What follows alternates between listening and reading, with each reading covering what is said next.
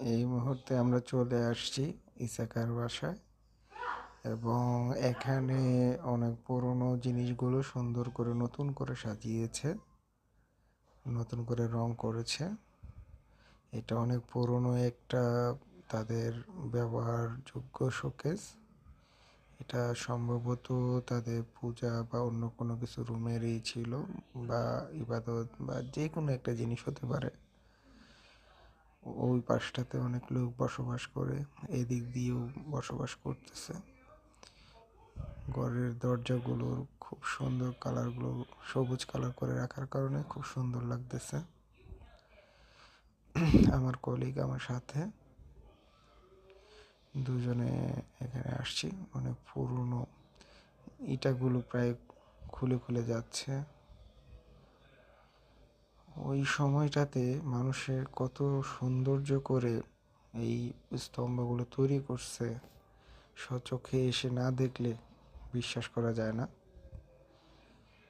পিলারগুলো খুব সুন্দর গোল করে তৈরি করছে। এটা আরেকটা রুম, এখানেও আরেকটা শোকেস আছে। এটা সম্ভবত তাদের বারান্দা ছিল। এখানে আরেকটা, এখানে মিউজিয়াম সুন্দর করে সাজানোর জন্য চেষ্টা করেছে। এখানে কিছু একটা লেখা আছে 1563। বাহ, অনেক অনেক পুরনো। আমরা দিতে বের হলাম। এখানে পুরনো আরেকটি দেয়াল বিল্ডিং এর সাথে অ্যাডজাস্ট। এটাও এখানে অনেক মানুষ আসে ভিজিট করার জন্য।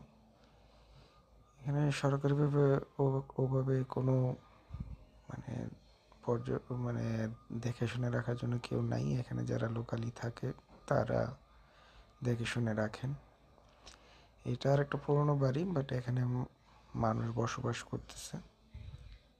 আমরা ভিতরে না যাই, এখানে অন্য ফ্যামিলি বসবাস করতেছে, তাই আমরা ভিতরে গেলাম না। খুবই